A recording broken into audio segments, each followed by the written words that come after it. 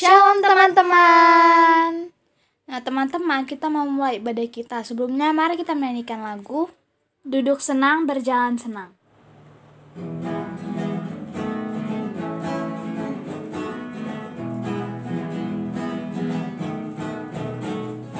Duduk senang, berjalan senang, di mana-mana hatiku senang.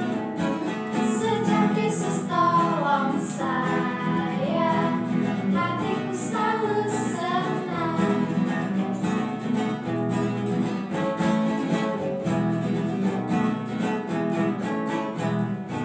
Duduk senang, berjalan senang, di mana-mana hatiku senang. Sejak Yesus tolong saya, hatiku selalu senang. Halo teman-teman, sebelum kita memulai ibadah sekolah minggu hari ini, mari kita berdoa terlebih dahulu. Tuhan Yesus, saat ini kami akan memulai ibadah sekolah minggu. Berkati kami semua ya Tuhan yang mengikuti ibadah hari ini. Terima kasih Tuhan Yesus, haleluya, amin. Lanjut, kita mau memuji Tuhan. Mari kita menyanyikan lagu Jalan Serta Yesus dan Biarpun Gunung-gunung Beranjak.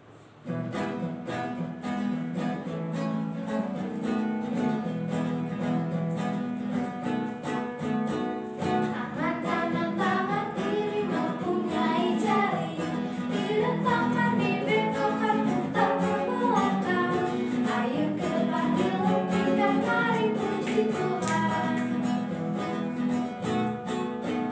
Kaki kanan, kaki kiri mempunyai jari, diletakkan, putar ke belakang.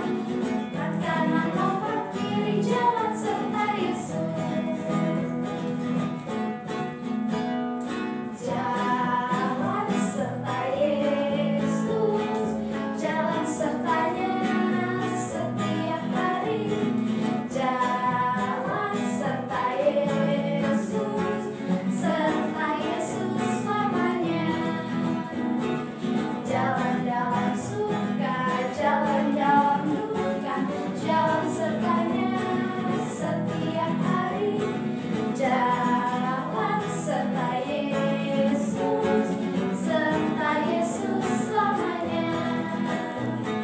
Jalan serta Yesus, jalan sertanya setiap hari.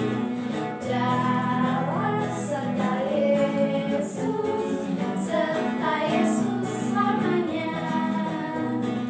Jalan-jalan suka, jalan-jalan duka, jalan sertanya setiap hari. Jalan serta Yesus, serta Yesus selamanya.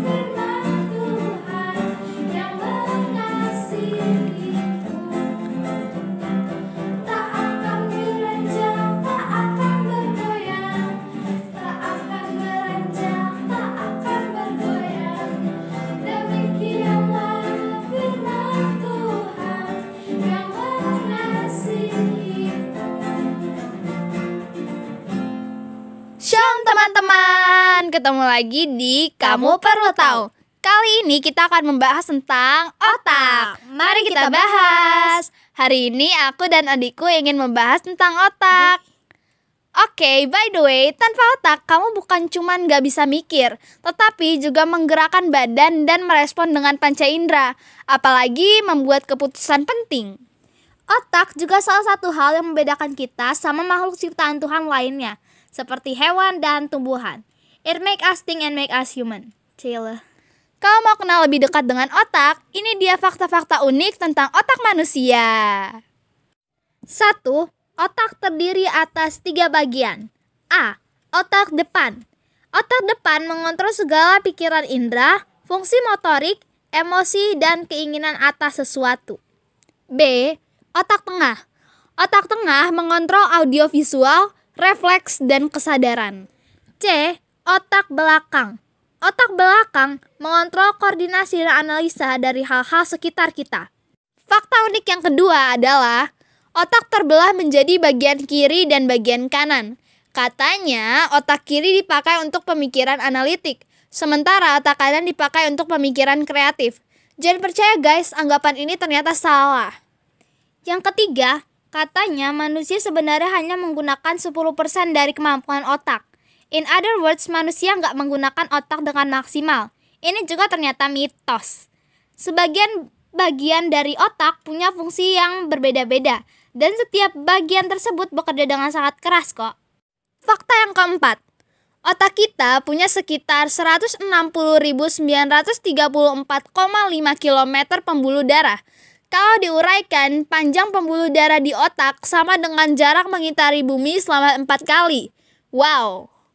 Yang kelima, otak juga punya 100 miliar saraf neuron yang dikenal sebagai gray matter. Gray matter ini adalah bagian inti kecerdasan yang memproses segala informasi. Yang keenam, mempelajari bahasa lain selain bahasa ibu di usia sebelum 5 tahun bisa mempengaruhi kerja otak saat si anak dewasa nanti, termasuk kepadatan gray matter-nya. 7. Kalau otak adalah hard drive, maka otak bisa menyimpan 4 terabyte informasi. Wow, lagi. Yang kedelapan, pemenang kejuaraan mengingat di dunia adalah Ben Prinmore. Ia mampu mengingat urutan kartu remi dalam waktu 26,38 detik. Ben Prinmore memiliki ingatan fotografis, yaitu kelainan pada otak yang menguntungkan karena bisa mengingat banyak hal dengan cepat dan mudah. 9. Sebuah penelitian yang melibatkan 1 juta siswa di New York menunjukkan mereka yang makan siang tanpa bahan pengawet bisa memperoleh nilai tes IQ 14% lebih tinggi loh. 10. 20% dari total oksigen yang kita hirup digunakan untuk otak. Fakta ke-11. Ukuran otak gak selalu menentukan cerdas atau tidaknya seseorang. Buktinya, otak Albert Einstein cuma seberat 1230 gram loh. Padahal berat otak rata-rata cowok dewasa adalah 1360 gram. 12. Ngomong-ngomong soal otak Albert Einstein, ilmuwan yang meneliti otak Opa Einstein membagi otak Albert Einstein menjadi 240 bagian untuk dilihat dan diteliti. 13. Cowok memproses informasi lewat otak bagian kiri lebih dahulu, sementara cewek menggunakan kedua bagian otak secara bersamaan. Fakta yang ke-14. Perempuan lebih emosional karena mereka mempunyai limbik yang lebih besar. Limbik adalah bagian otak yang mengatur emosi. Sementara cowok punya inferior parietal lobe yang lebih besar, yaitu bagian otak yang mengatur kemampuan berhitung. Makanya cowok lebih sering memikir dengan logika, sementara cewek lebih sering berpikir dengan perasaan. Ke-15. Ini adalah beberapa kasus gangguan otak yang bisa menimbulkan: pertama, exploding head syndrome. Penderita mendengar ledakan yang rasanya seperti dari dalam kepala mereka sendiri. Yang kedua, phantom extra limb syndrome, yaitu penderita merasa mempunyai tulang atau persendian yang bisa digerakkan, padahal sudah nggak ada. Ini biasanya terjadi sama orang yang lumpuh atau diamputasi. Yang ketiga, cerebral paralysis. Penderita nggak bisa menggerakkan tulang dan persendian mereka saat bangun tidur karena masih dalam keadaan rapid eye movement atau GAS. Enggak, canda, REM. yang merupakan salah satu bagian dari siklus tidur. Selama fase ini, tubuh lumpuh sehingga seseorang tidak bertindak menuruti mimpinya.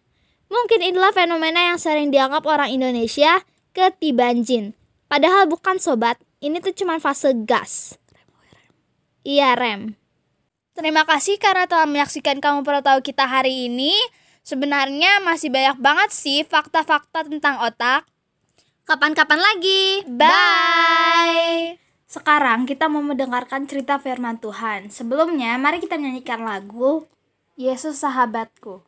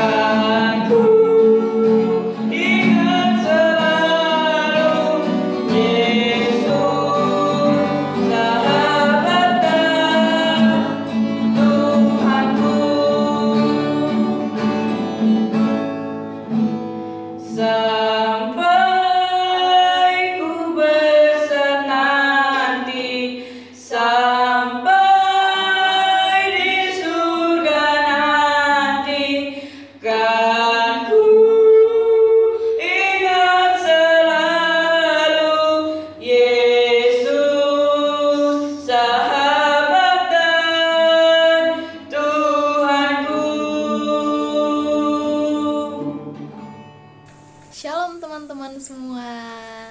Ya, sebelum kita mendengarkan kebenaran firman Tuhan, mari kita semua bersatu di dalam doa. Lipat tangannya, tutup matanya, kita berdoa. Tuhan Yesus yang baik, terima kasih banyak untuk kesempatan hari ini. Kami semua anak-anak-Mu siap untuk mendengarkan kebenaran firman Tuhan. Tuhan Yesus berkati kami supaya setiap kebenaran firman Tuhan yang disampaikan dapat kami mengerti dengan baik dan dapat kami lakukan di dalam kehidupan kami. Terima kasih banyak Bapa di surga, kami siap untuk mendengarkan firman Tuhan. Haleluya, amin. Cerita sekolah minggu kita hari ini terdapat dalam kitab Injil Yohanes pasal yang ke-14 ayatnya yang ke-15 sampai dengan ayatnya yang ke-31 dengan tema Janganlah gelisah dan gentar hatimu. Nah, sekarang Kak Margin mau nanya nih, siapa di sini di antara teman-teman semua yang pernah atau sering merasa gelisah? Gelisah itu adalah perasaan tidak tentram atau tidak damai atau perasaan yang selalu saja khawatir yang ada dalam diri manusia. Siapa di sini yang pernah? Wah, pasti ada ya. Feeling Kak Margin ini pasti ada. Kemudian, siapa di antara teman-teman semua yang pernah atau sering merasa gentar? Nah, Kak Margen, kalau gentar tuh apa ya Kak Margen? Ya, jadi gentar itu adalah perasaan takut. Jadi sinonim dari kata gentar itu adalah takut. Kalau takut nih Kak Margen yakin teman-teman sering ngalamin, karena Kak Margen juga kadang ngalamin. Misalnya nih, takut dimarahin sama orang tua, takut dimarahin sama guru karena nggak ngerjain tugas atau nggak ngumpulin tugas. Atau mungkin takut nggak punya uang karena nggak bisa top up diamond buat push rank dan lain sebagainya. ada juga nih satu ketakutan yang sering terjadi di kalangan anak-anak kecil. Takut setan. Wih, ngeri tuh ya. Gimana nih kalau udah takut setan anak-anak Tuhan? Tapi tenang aja, kalau kita punya Tuhan, kita nggak perlu takut lagi sama hal-hal itu. Nah, kalau teman-teman pernah merasa gelisah dan takut, teman-teman nggak sendiri. Karena orang-orang berikut ini, nah, udah kelihatan kan gambarnya? Mereka juga pernah merasa takut. Mereka pernah merasa sangat gelisah. Mereka pernah merasa sangat khawatir. Teman-teman ada yang tahu nggak? Kenapa murid-murid Yesus menjadi sangat khawatir? Menjadi sangat-sangat gentar. Masih ingat gambar ini? Iya, benar banget. Ini adalah gambar Tuhan Yesus mati di kayu salib. Kita udah pernah dengar cerita kan mengenai Tuhan Yesus yang mati di kayu salib dan kemudian bangkit pada hari yang ketiga. Murid-murid pada waktu itu sangat merasa sukacita sekali ketika Tuhan Yesus telah bangkit. Karena mereka senang Tuhan Yesus ada bersama-sama dengan mereka lagi. Tetapi kemudian mereka harus menerima suatu kenyataan bahwa Tuhan Yesus juga akan terangkat ke sorga. Tuhan Yesus akan pergi ke sorga. Tuhan Yesus akan naik ke sorga, duduk di sebelah kanan Allah Bapa. Lalu yang membuat mereka takut apa, Kak Margen? Mereka takut karena siapa lagi yang akan menjadi guru mereka? Siapa lagi yang akan mendampingi mereka? Siapa lagi yang akan mengajarkan kebenaran firman Tuhan kepada mereka? Siapa lagi yang akan melindungi mereka dari orang-orang yang tidak senang ketika mereka menjadi pengikut Kristus? Sedangkan sekarang ini Kristus sudah tidak ada lagi bersama-sama dengan mereka. Karena apa? Karena Kristus akan segera terangkat ke surga. Lalu bagaimana nasib mereka? Hal ini membuat mereka sangat-sangat khawatir. Hal ini membuat mereka sangat-sangat takut. Karena mereka akan ditinggal sendiri. Namun, teman-teman tahu, jauh sebelum para murid memikirkan tentang hal-hal yang tadi, Tuhan Yesus telah terlebih dahulu mengetahui tentang hal itu. Artinya apa? Tuhan Yesus juga tidak mau meninggalkan para murid dengan perasaan takut dan gelisah yang ada di dalam diri mereka. Oleh karena itu, kalau kita baca di ayat yang ke-16, Aku akan meminta kepada Bapa dan Ia akan memberikan kepadamu seorang penolong yang lain supaya Ia menyertai kamu selama-lamanya. Dan pada ayat yang ke-18 di situ juga dituliskan, Aku tidak akan meninggalkan kamu sebagai yatim piatu. Aku datang kembali kepadamu. Itu yang dikatakan oleh Tuhan Yesus kepada para murid-muridnya, bahwa Tuhan Yesus tidak akan meninggalkan para murid sebagai yatim piatu. Artinya meninggalkan para murid sendiri tanpa ada orang lain yang akan mendampingi. Tidak, Tuhan Yesus tidak akan meninggalkan para murid seperti itu. Oleh karena itu, Tuhan Yesus menjanjikan seorang penolong. Nah, penolong yang tadi terdapat di ayat yang 16 itu loh. Penolong itu disebut sebagai Roh Kudus atau Roh Penghibur. Nah, Roh Kudus ini fungsinya adalah untuk mengajarkan dan mengingatkan para murid kembali mengenai apa yang sudah pernah Tuhan Yesus ajarkan kepada para murid. Supaya para murid tidak melupakan setiap pengajaran-pengajaran Yesus. Dan Roh Kudus ini ada di dalam hati para murid. Untuk apa? Memberikan damai sejahtera kepada para murid.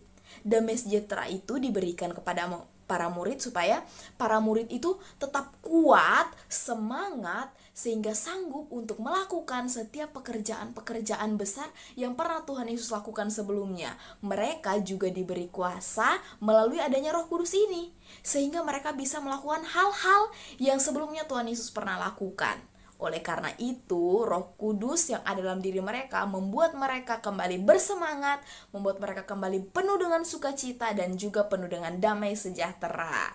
Maka para murid tidak lagi merasa gelisah dan gentar. Seperti itu adik-adik. Kabar gembiranya adik-adik, Roh Kudus atau Roh Penghibur itu tidak hanya diberikan kepada para murid saja, tetapi kepada semua orang. Sampai dengan saat ini, Roh Kudus itu Tuhan berikan juga kepada setiap orang yang percaya kepada Tuhan. kepada Tuhan Yesus sebagai Tuhan dan Juru Selamat. Serta tidak hanya percaya dong, melainkan juga mau melakukan atau mentaati setiap perintah Tuhan Yesus. Oleh karena itu, kalau adik-adik atau teman-teman semua nih sekarang ini sudah percaya kepada Tuhan Yesus, ditambah lagi teman-teman mau melakukan setiap perintah Tuhan seperti menghormati orang tua, menghargai orang lain, tidak mau berbohong, tidak suka cemburu, tidak suka iri hati, dan juga tidak sombong, maka Roh Kudus itu akan diberikan kepada teman-teman semua di dalam hati teman-teman. Kalau teman-teman sudah memiliki Roh Kudus dalam hati teman-teman, maka teman-teman akan beroleh damai sejahtera. Artinya apa? Kehidupan teman-teman tidak perlu lagi dipenuhi oleh rasa gelisah dan kekhawatiran ataupun rasa takut. Itu tuh udah gak ada lagi dalam diri teman-teman. Karena apa? Karena teman-teman tahu kalau ada Roh Kudus di dalam hatiku, maka aku bisa melakukan segala sesuatu sama seperti para murid. Ketika Roh Kudus ada dalam diri para murid kembali bersukacita dan kembali bersemangat. Maka saya juga demikian. Kalau misalnya sudah mulai muncul perasaan gelisah, sudah mulai muncul perasaan takut, apa yang harus dilakukan? Segera berdoa. Langsung berdoa, bilang sama Tuhan, Tuhan, berikan aku damai sejahtera-Mu. Biarlah Roh Kudus Tuhan yang ada dalam diriku kembali memberikan aku sukacita yang daripada-Mu, sehingga aku bisa melakukan setiap perkara-perkara besar atau setiap perbuatan-perbuatan atau perintah-perintah yang telah Tuhan ajarkan kepadaku. Gitu adik-adik dan teman-teman semuanya. Jadi Roh Kudus itu juga ada dalam diri kita sekarang ini.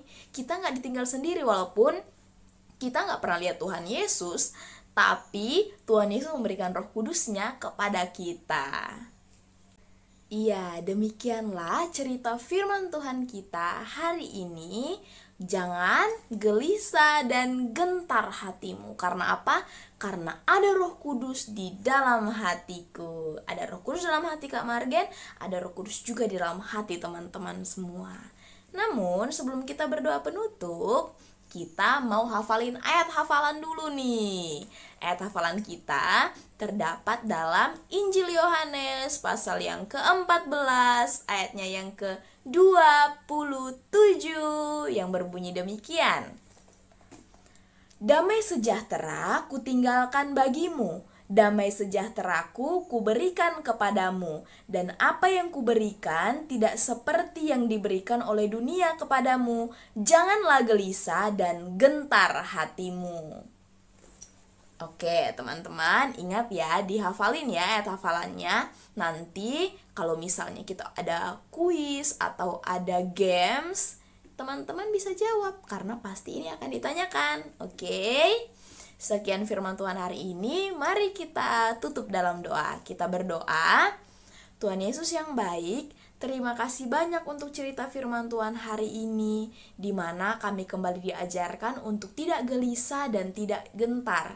Karena kami yakin, kami percaya, dan kami tahu bahwa Tuhan Yesus ada di dalam hati kami semua. Sama seperti yang dialami oleh para murid ketika mereka merasa takut dan gentar, Tuhan memberikan kepada mereka Roh Kudus, sehingga mereka tidak lagi merasa takut dan gentar karena mereka tahu bahwa ada roh penghibur yang diberikan oleh Tuhan di dalam diri mereka. Oleh karena itu Tuhan, kami juga saat ini tidak mau lagi dipenuhi oleh rasa takut dan juga rasa gelisah, karena kami tahu bahwa ada Roh Kudus Tuhan dalam hidup kami. Terima kasih banyak Tuhan Yesus, kami sudah mendengarkan firman Tuhan dan kami mau melakukan firman Tuhan. Haleluya, amin. Dah, selamat hari Minggu semuanya. Tuhan Yesus memberkati. Dadah.